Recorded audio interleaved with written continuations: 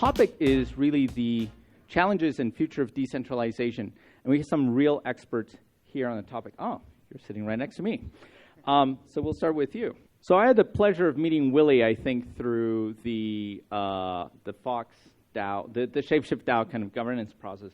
But Willie is the head of decentralization at ShapeShift, a little bit of an oxymoronic title, but at the Fox Foundation. At the Fox Foundation, sorry. The Fox Foundation, which manages the ShapeShift DAO. So we'll get into this, but yeah, Fox Foundation has no control over ShapeShift DAO. ShapeShift DAO has no control over the Fox Foundation. Fox Foundation is a not-for-profit organization dedicated to supporting the DAO and achieving full decentralization.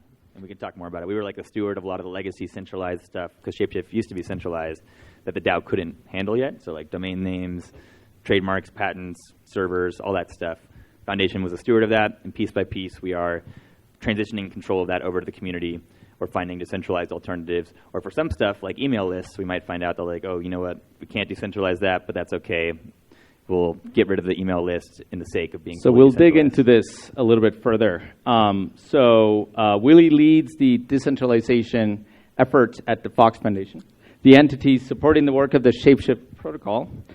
He was previously the CEO of Bitfract, the first tool for trading Bitcoin for other digital assets, kind of echoing the themes of cross-chain that we just had. And that was acquired by ShapeShift in 2018, whereafter you became their principal product manager. His work now focuses on achieving ShapeShift's full decentralization. He's also a partner at Taylor Wilco and contributes to Giveth, an on-chain charitable donation project. Next to him is also someone that I had the pleasure of meeting through ShapeShift. So Eric Hill is the global head of legal over at Lido. And as you guys know, Lido is the most popular Ethereum liquid staking solution out there. So Eric has an extensive background advising a number of blockchain projects. He continues to serve with ShapeShift's Treasury Management Committee. He was previously a governance consultant at Polygon, which I did not know. And he also serves as the board chair for PML Limited, a corporate director for Canadian Internet Registration Authority. And he is also a founding member of the Blockchain Lawyers Group and an OG from Lex Punk Army. Woo! You had possibly the most complicated bio that we had to then fit into this document. So make it shorter next time. But we're hoping to get a lot of hot legal takes from you on this panel. So I'm very excited for it. And last, but definitely not least, is Sam McPherson. He is leading the efforts to develop Spark Protocol, but you are one of the lead developers over at MakerDAO, right? So Spark is built on top of Maker. So after being part of the MakerDAO community for 2 years, Sam joined MakerDAO as the first smart contracts developer, later joined the protocol engineering full-time. He coordinates with other DAO leaders across the technical, business, and strategy to grow the Maker ecosystem. He is also the CTO and co-founder of Bellwood Studios, a software design and development studio making games in crypto software. You guys make video games? Yeah, but not crypto video games. Oh, okay. Yeah. Got it. So all of you have multiple bylines, which is fantastic. So let's, I guess let's start with Sam. So maybe tell us a little bit more about how Spark Protocol came about, what it was like working through the decentralized kind of governance process over at Maker. We'll then shift it over to Willie and Eric, kind of talking about, what's been hard about decentralization, what's easy, what's coming forward in regulation. This is going to be kind of free range. So, sure. Sam. So yeah, the development of Spark Protocol was prompted by an observation that people who are wanting to use Maker, but there maybe is some features missing, such as the ability to short ETH, higher LTV due to there's an Oracle security module in Maker, so we have to make more conservative collateralization requirements. So people who want to take a little bit more risk there, there was no opportunity for them to do that at Maker, as well as advanced features of modern lending engines such as cross-collateralization and whatnot. So what we wanted to do was deliver all these features to DAI users so that they can use the DAI stablecoin in these new ways and cater to these markets that previously are just not being catered to directly in Maker.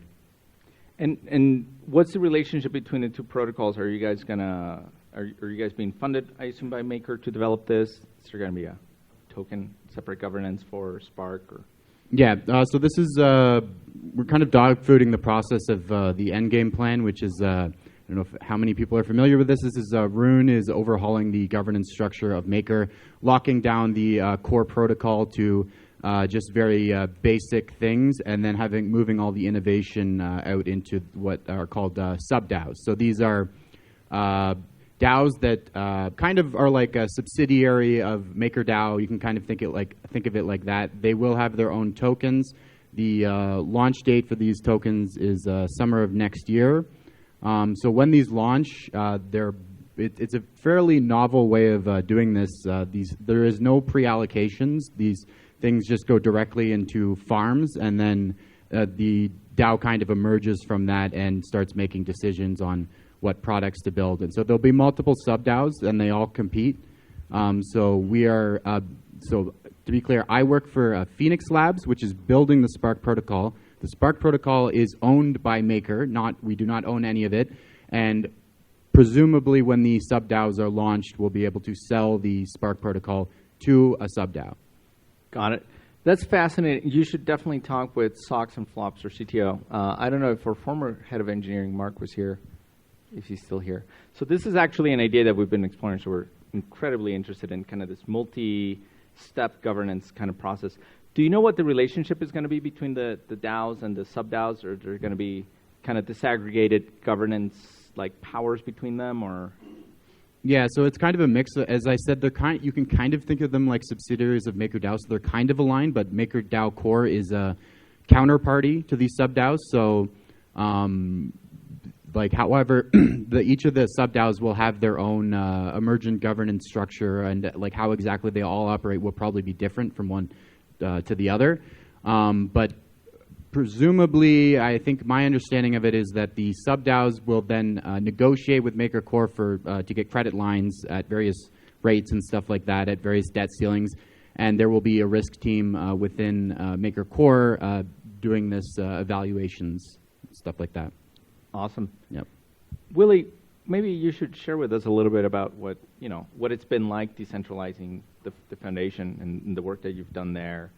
How you think about the efforts that you guys have versus efforts going on at Maker and other DAOs. Sure. Yeah, ShapeShift obviously started in kind of a unique position because it was founded in 2014, long before DAOs or Ethereum, and then transitioned to a DAO in 2021, or started the transition. And it was basically like a 6-month process of winding down the company, and employees were let go in 3 waves. So that was a pretty wild day at the office when Eric Voorhees announced to the whole company, like, hey guys, we've thought a lot about this, and we made the decision to shut down the company and launch a DAO. Everyone's getting fired in 3 waves over the next 6 months, basically. I actually gave a presentation right after that to try and paint the picture of what the DAO could look like, because I had been contributing to GiveIt for a year and a half. I was a big fan of the power of DAOs and the magic. I'd seen firsthand that people all around the world who are aligned with the mission can just jump in the Discord and contribute and get rewarded and ship amazing software without any kind of central entity or authority. So I was a big fan of them, and I was really excited that ShapeShift was making the move. I thought it was the right move. But I knew a lot of my colleagues, there was a whole spectrum of understanding of DAOs, right? And some people who had very little understanding of DAOs, they hear about this, they're like, this sounds crazy, how this is a fantasy. So I tried to paint the picture of what the DAO could look like, and I made it a goal to try to convince as many employees at ShapeShift to just give it a try, right? You're getting some severance. If you like working at ShapeShift, I think you're going to love working at the DAO. It wasn't a fit for everybody, but a lot of people made the transition. Since then, we've transitioned all of the operations of ShapeShift either over to the DAO or to the foundation, primarily the DAO. There's 3 employees at the foundation right now, and there's 25 salaried contributors at the DAO. And the foundation, we've already made some pretty big leaps forward, achieved some big milestones in terms of the decentralization. A big part of it was taking the legacy centralized app that ShapeShift had with all of our users and rebuilding that in an open source environment and an app architected for complete decentralization. So the new ShapeShift app right now, if you download it on mobile, or if you go to app.shapeshift.com, the interface is hosted on IPFS. There's no longer any servers or databases for user accounts. We ripped all that out. The foundation migrated all the users from the legacy ShapeShift applications that we were maintaining over to the new DAO version, and we sunset the legacy infrastructure. And the only backend right now is blockchain data. It's blockchain infrastructure, node infrastructure. So it's ShapeShift now is an interface that's decentralized between you, your keys, and these decentralized protocols, these blockchains and protocols like ThorChain or Uniswap. Users are now interacting directly with that. ShapeShift's gotten out of the business of trading. So the next big boss for us is the node infrastructure. Once we're working to decentralize that with Coinbase Cloud and the former lead developer at ThorChain, Chad, building a new L1 called Archeo. Won't get too deep into that, but once that's done and launch is estimated for Q2 of 2023, the foundation will stop running the node infrastructure that we run, and we will just be one of a network of validators running this blockchain infrastructure. That will make ShapeShift's app fully decentralized, unstoppable, uncensorable, and any other interface that wants to not run their own nodes or rely on a centralized provider like Infura will also be able to plug into Archeo. So yeah, those are some big milestones. We also just transitioned a bunch of accounts like Twitter and stuff over to the DAO because we had now like a group of trusted DAO workstream leaders who had been contributing for over a year who are now the stewards of these sensitive admin credentials. And yeah, those are just a couple examples. Basically, my job is like going through this list of centralized things that the foundation is still responsible for, and just one by one, crossing them off, transitioning into the community, or finding these decentralized alternatives. Or like I said earlier, with like emails, that's one. If anyone knows how we can like give emails over to the DAO without running into these GDPR regulations and stuff, like please let me know, because that's one of the things that we might just have to get rid of, basically. And we just integrated wherever and push protocol, like decentralized notifications as a decentralized alternative that doesn't require holding any personal information. So it's a really interesting role. It's an interesting job, but got a great community of foxes that, yeah, we're handing all this stuff over to, piece by piece. You're a great panelist. That's a great segue. Eric? Yeah, full disclosure, I'm a fox. I'm a member of ShapeShift DAO. Sure. Really interesting about the sub-DAOs. Really interesting that you're concluding the same thing. I'm a strategic advisor to a completely different project that tokenizes real estate, and they built basically that system. And like they figured that out. Like how could you do this where you spool up? Like you spool up basically what's a sub-DAO for each property. You want to buy like an office building or something? It's very interesting and to hear you, Manny, that you've also kind of, once you've been around in this space for a while in decentralization, that you kind of emerge into at the same time. Decentralization risks and opportunities, challenges. Some high-level stuff, I guess. I'll keep it simple. You know, if you're decentralizing something and it's easy and it's not expensive or it was free, you probably just decentralized the wrong thing, right? Decentralization is hard. Just ask Willie. And so it's going to be difficult, and it's going to cost something. And normally, the way human beings behave is that when somebody else is looking after the risk, they do it for free, right? We're used to it. But when you have to look after your own risk, or you tell somebody, now you 3 or 4 of you are all going to manage your risk separately, the only way to do it is to incentivize them. And so there's a couple of concepts that I see, not just like where I currently am, but throughout the space, where sometimes these concepts get missed, and then they wonder why they kind of run into some problems later. Some of them are obvious. We want to build trustless, situations. But we also have to incentivize the right place, and to decentralize is usually complicated and or expensive. And it could just be that you have to build the code to do it, which is expensive. So I guess just starting right there, and then now turning more into where the risks and opportunities are. There's definitely an opportunity before all of us right now, who, especially in DeFi, to create resilient systems that will survive the scrutiny of authorities and so on, that are challenging it. And there's a couple of things that we can do there's an opportunity here to help ourselves. And I'm going to loosely use the term self-regulate, and it doesn't mean what it sounds like. It just means that we have to come to an agreement together about what certain words mean, and because in the end what's going to happen is the whole world's not going to end. We're going to have to exist in parallel to the existing world, and we want to live in harmony, and we want to win step by step by step. A deliberate, measured process. And to do that, we have to avoid being low-hanging fruit and getting picked off for doing something that otherwise is not wrong. And the most vulnerable surface we have in all of DeFi is the things we say, ironically. It's not the things the code does, but it's the things that we say. So if you have a token or an asset that has no underlying asset to it, do not call it a derivative, right? This is where I'm going at. And so where we need some harmonization amongst ourselves, and we have to be willing to say, well, I just called that thing a derivative token for the last 2 years. Who are you coming in here telling me to call it a token? You know, but these are the things that will allow us to continue to flourish. The other thing is that in the alternative to having this sort of community harmonization of sort of what we mean when we say something, right, is that we actually have something to fall back on, right? So when somebody comes and wants to serve you an appearance day in court or something for the activities you're doing in DeFi, you can point to, we follow this glossary that's right here, the 5 biggest DeFi protocols agreed that these are what the meanings are, more or less. It doesn't have to be religious, but there is something that you're following and that you're not, because the other side doesn't understand everything that we're doing, so you have to basically make it in 5th grader explanations, and that is something they understand, right? So that's the biggest vulnerability we have. It's not actually the code that we make. There's the technical vulnerabilities. They can get hacked on the bridge, and how do you secure everything? But if you're looking at something like sort of loosely regulatory risks, it's the things that we say. So just because you said the wrong thing 2 years ago or last year doesn't mean you can't start saying the right thing today, because that's also a great defense. I didn't know any better then, but now I'm smarter, and now I start to correct the ape talk that I used to give. Okay? Yeah.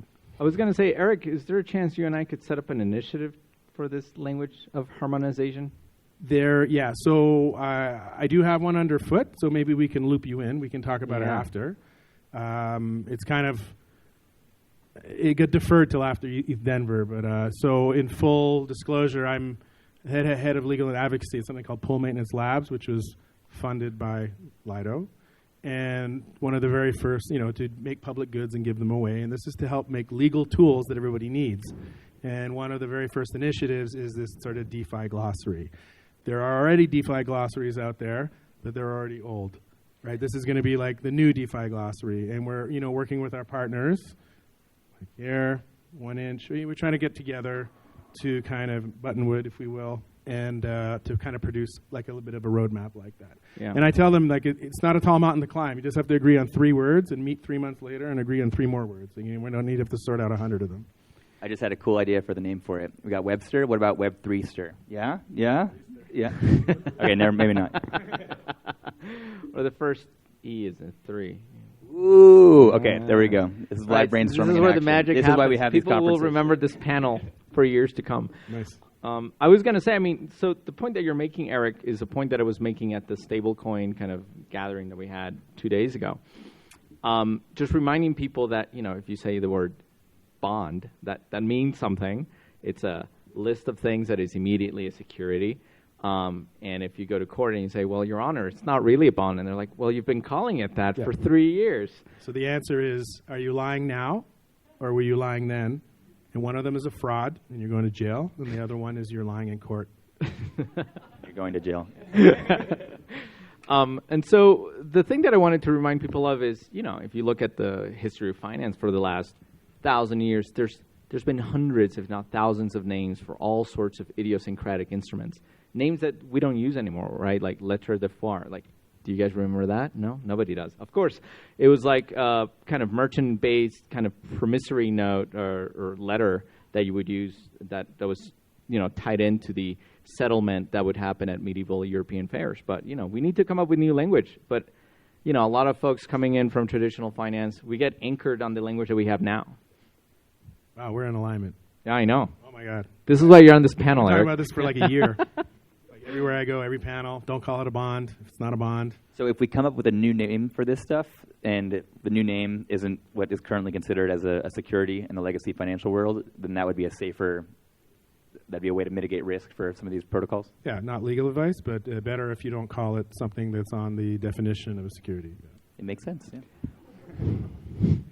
So maybe this is the perfect time to then bring up this broader question, like what are you seeing in terms of regulation? How are you guys reacting to it in your respective projects?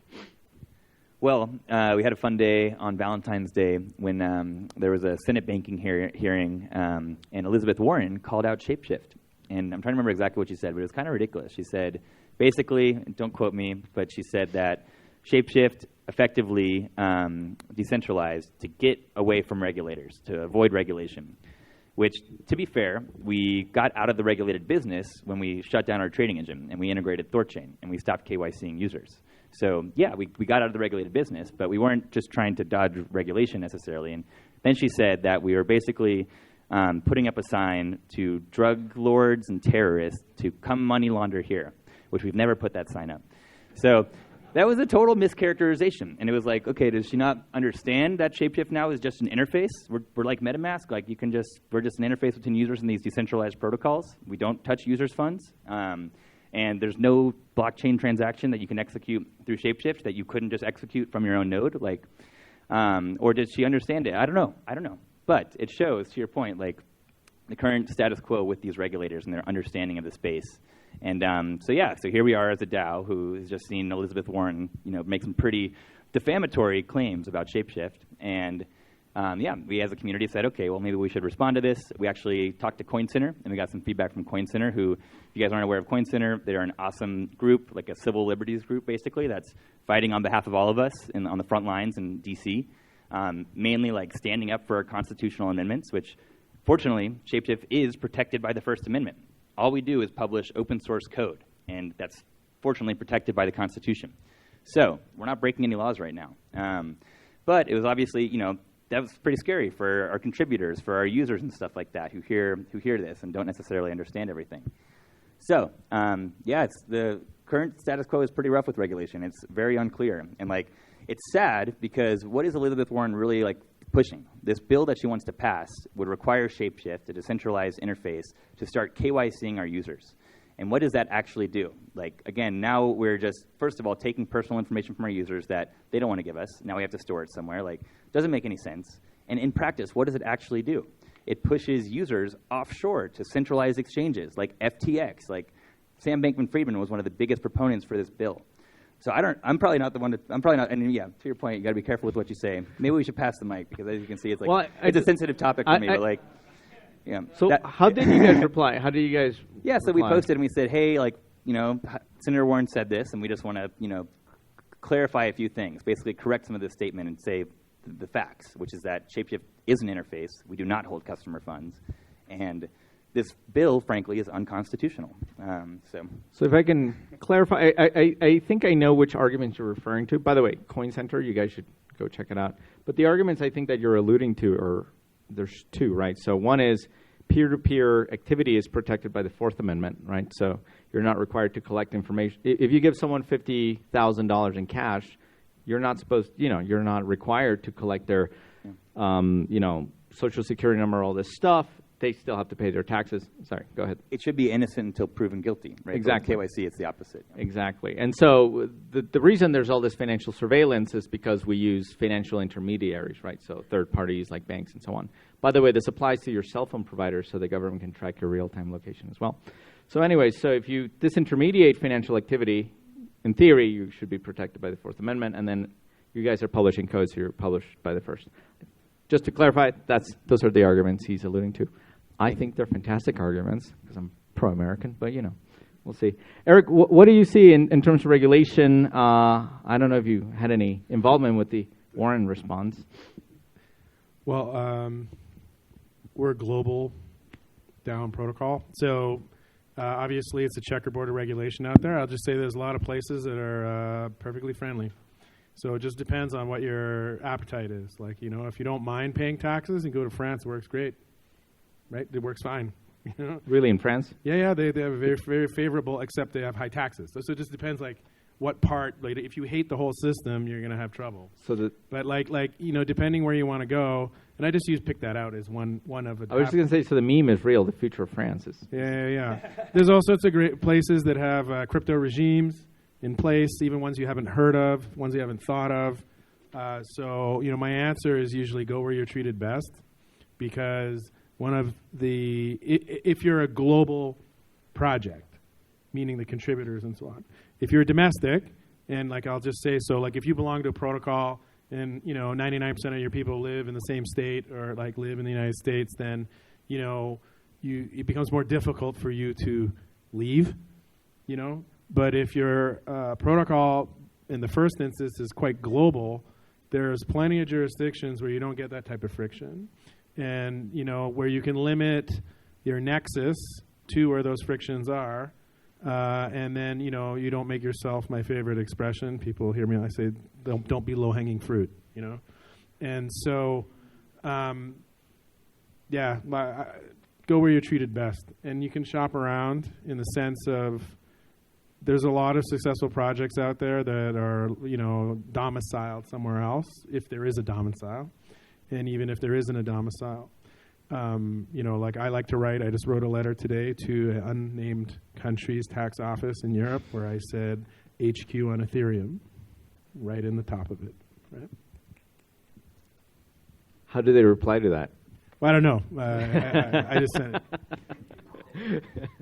it. For regulation on the stablecoins, it seems to be kind of an unfortunate turn of recent events with various government agencies in the U.S. seeming to crack down a little bit on the centralized fiat-based stablecoins, and I'm a fan of regulation if it's done properly. I think it can be good for the space, and so having these centralized fiat stablecoins such as USDC that is regulated by an entity and we know it's collateralized and it's safe to use, I think is a huge benefit to the space. I mean, Maker uses these stablecoins to provide stability towards the US dollar. So having these available and not driving people away, I think if the US becomes increasingly way too hostile, then people are going to switch to Tether or something. And this is just a terrible scenario in my mind. It just could potentially blow up the whole space. What are you hating on Tether? There's a great. Okay. I don't know. Maybe it's back, maybe it's not. But it's it's definitely a little bit more sketchy, I would say. But that's just my personal view on it. So I would be if I was the U.S., I would be very careful of this sort of situation, driving people into these alternatives. I would much prefer regulation to be friendly with the industry and for us to kind of work together to empower users and allow them to use these tools to, What about a fully decentralized stablecoin? Would you prefer that? That doesn't require any regulation or any trust, that it's fully collateralized? This is a USD pegged stablecoin? Yes. Yeah, so those, depends on what you mean by decentralization. So I think you can still have decentralization if you have a wide array of collateral, but it is going to need to be backed by real-world assets. You can't scale stablecoin beyond a small amount with just ETH as collateral or Bitcoin or whatever. There's just not enough demand for, usually the use case is leverage on the other side, but there's just a huge mismatch right now, especially for DAI. So especially in bear markets, we have a lot of people who want to hold stable coins, flight to safety, that kind of stuff, but there's not a matching demand for leverage on the other side. So we have to fill that gap somehow. And so in my mind, it's inevitable. You have to have cash-like stuff on your balance sheet to keep the peg. I feel like it's a great use case for, what I say, self-regulation, right? So where you have the stablecoin issuers that follow their own book and then defend themselves by pointing to the book that they follow to fend off regulation from somebody who you don't want to regulate you. Yeah. If you look at, there's always almost always real world examples that have existed. Like we've been around for 5,000 years, and if you always look every time something comes up, I just say just look back 100 years, look back another 100 years. If you look at stuff like the insurance industry or the reinsurance industry. It all works by a treaty. Does anybody know that? Right? So if you have reinsurance Zurich and reinsurance, there's no law that enforces across the ocean. It's an agreement. It's a treaty, right? It works. It's been working like that since the beginning of time. It continues to work that way. If you look at something like arbitration, how was that invented? It was invented because two merchants halfway around the world, it took 6 weeks for the boat to get there. What if the merchants got in dispute? Travel wasn't easy. Communication wasn't easy. So instead of going to that country to go to court, they invented the arbitration system, right? And so there's all these workarounds that exist before a lot of statutes get, right? Until we start having like a new law made every week, closing off. But if you look behind, you can often find a little bit of a blueprint or a map to map out some of the behaviors that we're trying to do, and it can be kind of an informative source. That's music to my ears. You know I'm a historian, right? I did not know that. Oh, well, I'm a financial historian by training. I dropped out of a PhD program to do this. But yeah, so what you're saying is definitely music to my ears, right? You can look to the past to build out the future. And that's exactly, I think, right. I was going to say that the maker dilemma that you face is one that I think traditional banks used to face, right? I think in market downturns, there was a flight to cash, but the value of all the assets that would allow banks to issue notes was in fact declining. So the amount of notes in circulation would also decline. So it's, Minsky wrote about this quite a bit, but I think it's a problem that exists, I think, across all these things. I had a smart point and then I got distracted by this historical interlude. I can just quickly jump in. I think you're right. To your point, there's not enough Ethereum right now to collateralize all of the stablecoin that there is demand for. But it's a temporary thing, in my opinion. It's like the direction that we're going. I see all these things getting tokenized, and I think that these are problems that we will be able to solve better with decentralization, with these tools that are now available to us than with the legacy stuff and relying on regulated authorities that oftentimes don't do a really good job, in my opinion. Now I remember my point. So my point was I'm actually really happy to hear that your projects are, in fact, looking at different jurisdictions and shopping around. And the competition is really important. I mean, I think the moment that we are in now, right, there's a lot of there's a risk of regulator overreach, I think, after the FTX blow up. In a way, there's political pressure for people to just say, frankly, dumb things, I think. It reminds me of, the fallout of the Mississippi and South Sea bubbles, right, in the early 1700s, where, both France and England had these, the invention of equity, right, almost like the invention of tokens, led to these massive bubbles. Isaac Newton lost a third of his money there. And France banned basically most financial instruments in the aftermath of that, right? The English banned it, but then repealed the ban slowly. And so my fear is that we'll end up like the French in the 1700s, not the French today, who seem to be more like the English back then. So maybe they learned their lesson. But yeah, how's that process been, though? I mean, what's the reception? I mean, are regulators more hostile when they know that you're shopping in different places, or how do they react? I think when it comes to choosing a jurisdiction, it's really important that you have a nexus to that jurisdiction, because that just throws water on any complaint. Nobody lives there, right? So there could be 5 or 6 places that are good, but somebody happens to live in Switzerland, so you just choose that place, right? Because the places that are favorable, and it also depends on your project, right? Yeah. So it depends on the wording of like the VASP law, depends on the wording of the IP law. Like there's some slight variance, right? So, and depending what your project is, depending what your token does, depending what your platform does, it might be suitable in one but not the other. And then, it just narrows down, because you can either be unlicensed and do it, or you can get a license and do it, one or the other, it's fine. But then you really kind of need a nexus there. And so this is where it becomes problematic if you want to, have a license in Mauritius and nobody lives in Mauritius. Yeah. Right. And so when they swim upstream and they eventually end up there and they say, well, this is just a sham. Right. But for the most part, with these global entities, there's usually somebody somewhere who lives somewhere that is useful. and some people bring different talents to DAOs, and some people just bring their residence. And to me, that's a job. That's a job that I offer people. Like, where you live, great. You're now, employee, contributor to the DAO, and what you're contributing is your residence, and you're going to sit on the board of this company. More importantly, now you can't move. Yeah, and you can't You're move. stuck. I could continue forever with you three, but I think I want to open it up. Yes, I knew we had questions. Let's try to do questions for a bit. Yeah, yep. Yeah, so the question was basically based on the developments in the last month or so, like aggressive regulation in the United States. I'll start by saying I'm not American, so I can speak freely. Like what effect is it going to have on DeFi and so on? I think it's actually enhances DeFi. It makes the case for DeFi. That it creates a real opportunity to be resilient, to show what I call technology regulation by technology, right? Where you can write some rules in code that make it unnecessary for certain steps to be required, right? And so I think that there's a lot of FUD in the air. Some of it's legit, some of it's just FUD, and but there's always FUD in the air. And if I was a centralized project right now, I'd be more nervous than if I was in a DeFi project, because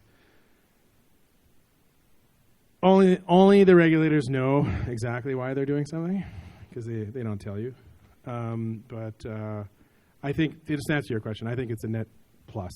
I think it's plus for DeFi, and this is where DeFi just has to clean up these small little attack surfaces, whether it's self-regulating stable coins, right? Just showing that this industry can survive and work when we don't need, this thing that makes me want to centralize the email list, right? Be forced to do that by law and create like something that I don't need. Costs more. Really, really well said. I couldn't agree more. And I think to your point, like we've heard some regulators say some crazy things in the past few weeks, like apparently everything but Bitcoin is a security. That's surprising here at this Ethereum conference, seeing this huge distributed network of people working together. But the actual action that they've taken, that talk is very different from actual action. And the action they have taken lately has been against decentralized entities, like the BUSD, stablecoin, or Kraken with lending, which is very different than an interface to a decentralized protocol.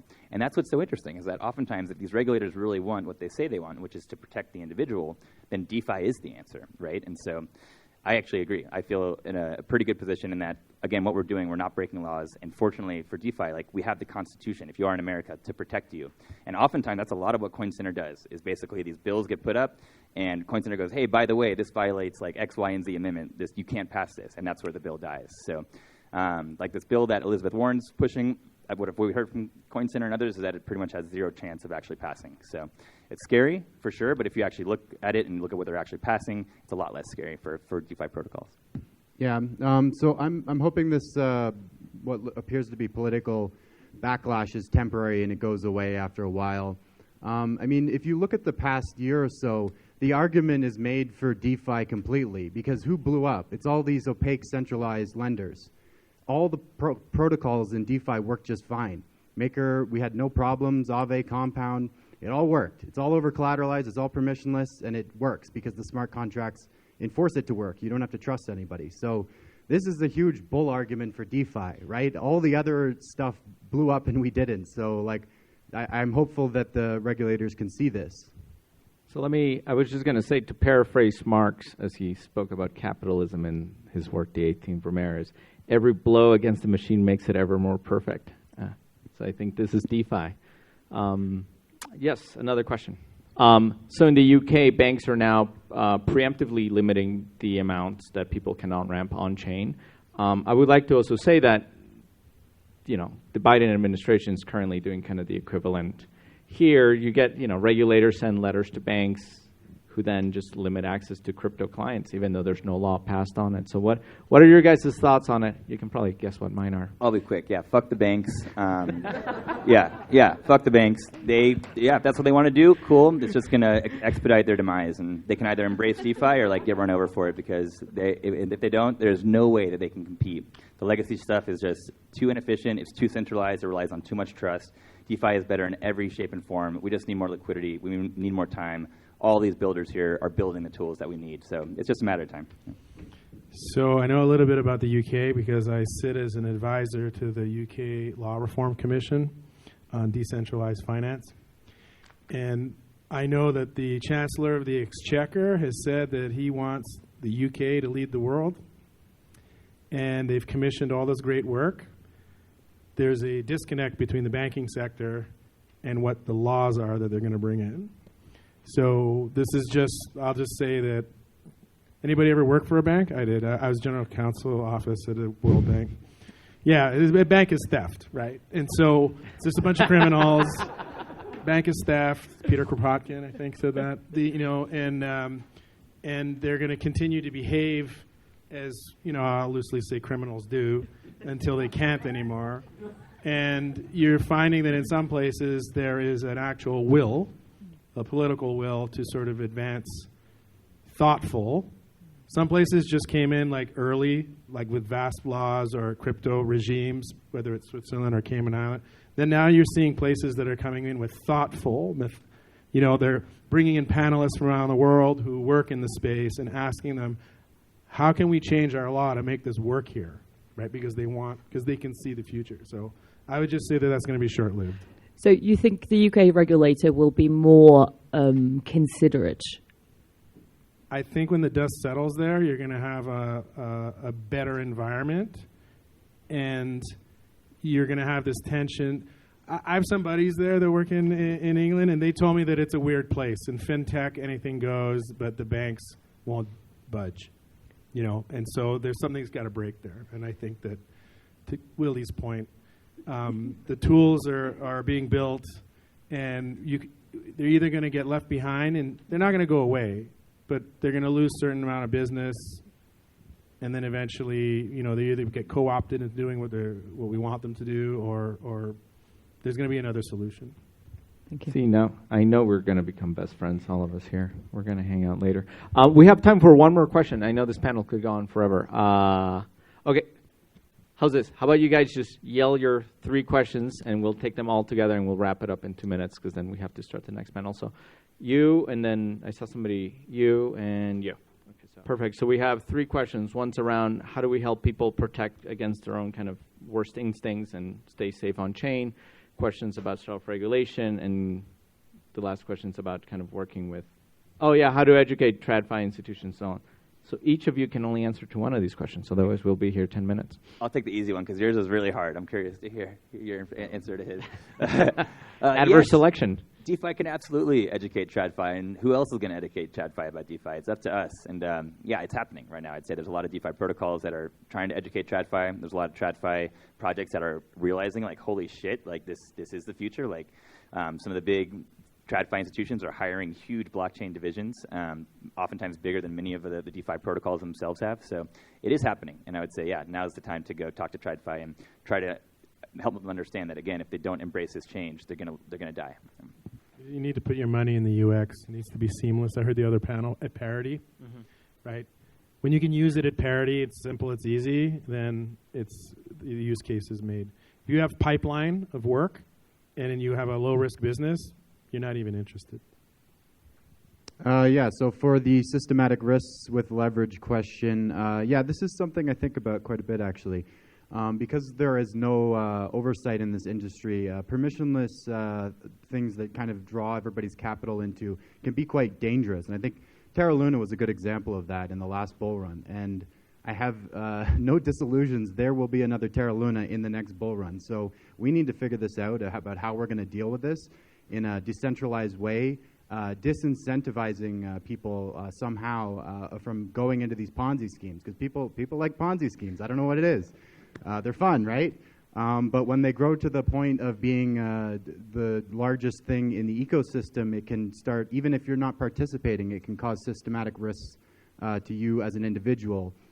So how to deal with this? I think we can look at how it was dealt with last time. I think some of the biggest prevention measures were that the main DeFi protocols did not onboard UST as a collateral, which I think would have made Terra Luna blow up all the more dangerous to the entire ecosystem. So by refusing at sort of whatever you want to call the DAO institutional level, putting protections there. But the other piece, and it's the most important, I think, is education. People need to be aware of the dangers of going into these things.